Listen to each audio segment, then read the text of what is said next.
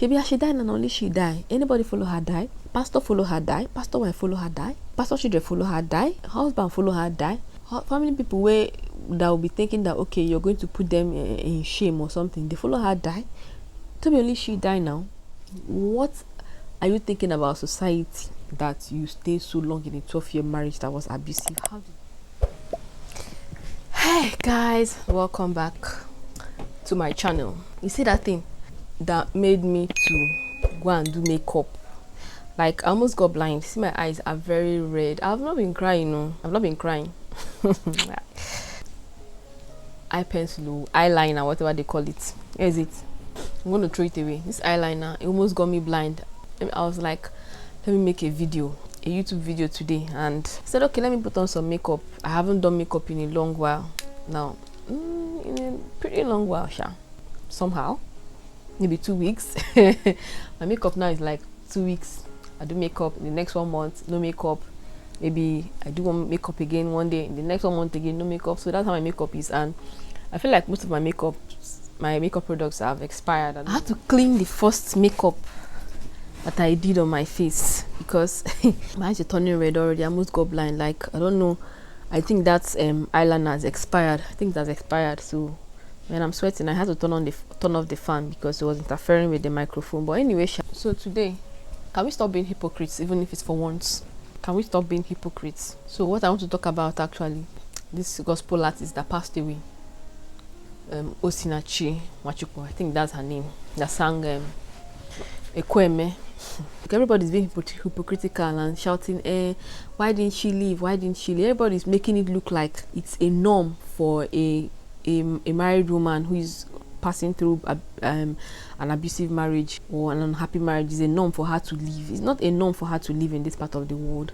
People are going to chastise you. People are going to talk. People are going to admonish you. So I don't know why everybody's now acting like if she had left the marriage, they wouldn't have raised an eyebrow. I've found that broken marriages, as in, they prefer people to be in an unhappy marriage and live together under the same roof to put up that front of a united marriage or a united union, whatever, because of the children or because of whatever society. Some people, I don't know why they feel like children from a united home do better than children from a broken home. What do you define as a united home front and what do you define as a broken home front? That's the issue.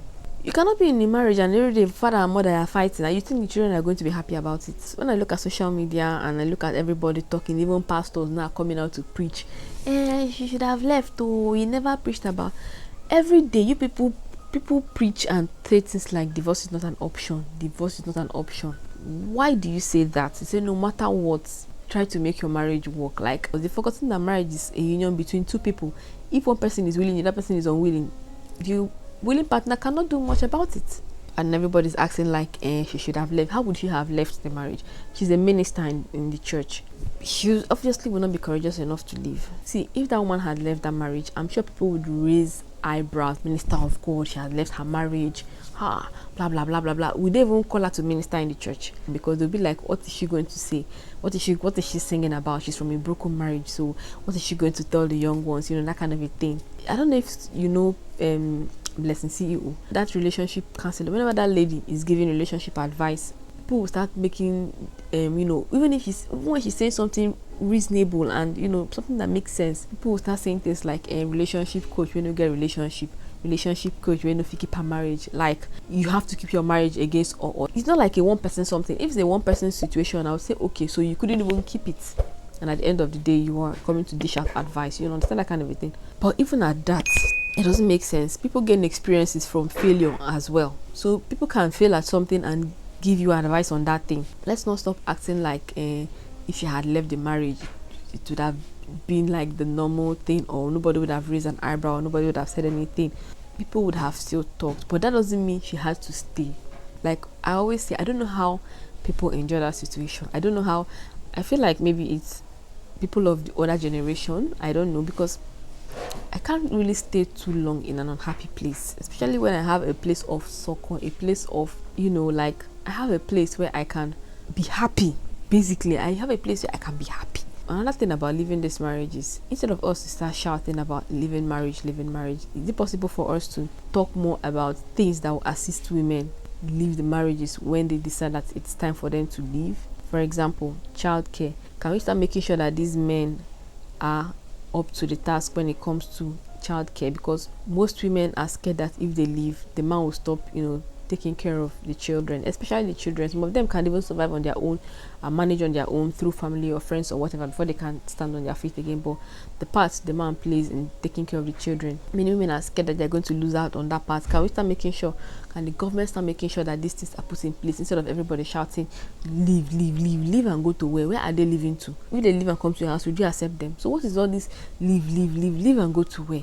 We should start making noise about the things that are supposed to be in place when these people leave, or when they decide to leave. That's what we should be shouting about, and not just shouting leave to where. Actually, leave to where.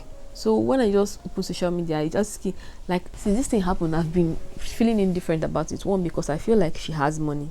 I feel like most times most women don't leave because of the fact that they are not financially, buoyant. So in her own case, I feel like she has money. So why didn't she leave? Okay, even if the husband was the one controlling her funds, you can leave and you can, stop the husband from, man, the situation is it's so dicey. So it's easier for you to stay outside and say leave and, analyze the whole thing and plot out a plan for her, for how she would have left and everything. But man, it's not easy. But let's not come on social media and start acting like leave. Like, if she had left, everybody that's saying leave would still talk. And these are the things that make these women not to leave these situations. But there's one thing I will also say: if you're waiting for society to change because of you, then you're mistaken, because society will talk. Society is not changing. Religion is not changing. So if you're waiting for your pastor to come and tell you, it's time for you to go, you understand, leave the marriage, leave him alone. What your pastor will do most times is to cancel you, tell the man to stop beating you, tell you to make up and go, and it's to continue. So if you're waiting for your pastor to give you that validation and say, okay, yes, you can go now, you're going to stay there and get old and get beaten and killed. Stop seeking validation. Stop looking for people that will tell you it's okay to leave. I think that was also part of her problem. She wanted to talk to the pastor. She wanted a music producer to talk to the pastor. Talk to the pastor that what happened. What is the pastor going to do in that situation? See, most of these men don't like taking correction from other men, because they feel like, I'm the man of the house, it's my home. Go and handle your home. Allow me to handle my home. You're not the one that will come and tell me how to take care of my wife, how to take care of my home. So most times they don't heed to advice. If it's someone that they hold in maybe high esteem, like a pastor, they may just do like they're listening, and at the end of the day, when they go back, they continue from where they stopped. You think your pastor is going to tell someone that wants to beat you or harm you to stop, and he's going to listen? At the time of the heated arguments, your pastor is not going to be there to protect you.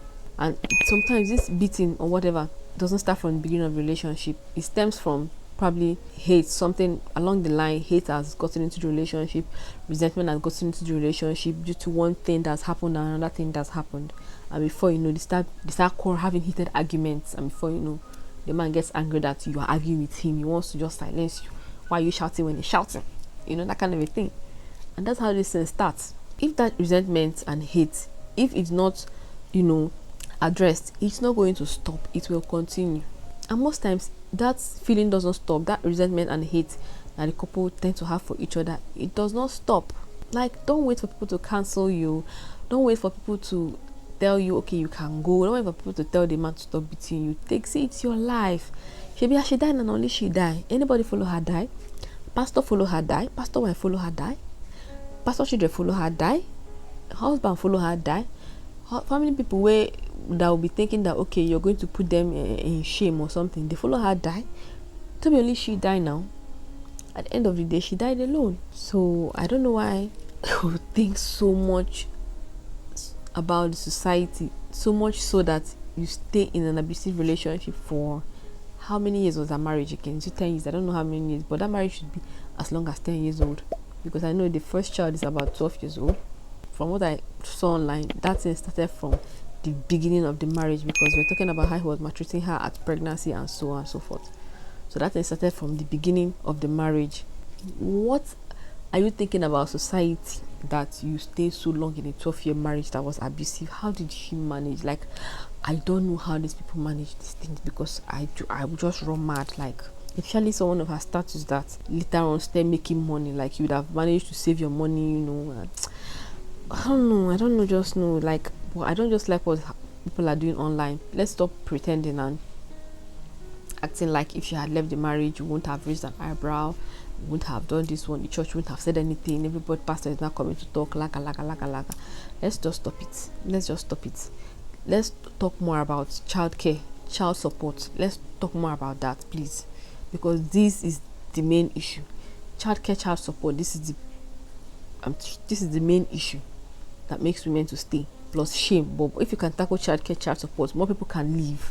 Because most times at the end of the day, when you leave the home, these men, they leave this childcare to you. They don't contribute anymore, and you suffer everything. At the end of the day, when the children are grown, they will not come and say, no matter what, is your father. It's your father that did what. It pisses me off whenever I come online and I see people talk about this thing. I get pissed off. Like, why is everybody acting all sanctimonious and holy? Like, amen, it's a normal thing, just leave, you know, that kind of a thing. Oh, where did these ants come from? Oh my god, ants have invaded me. All right, I'm going to see you guys in another video. Bye.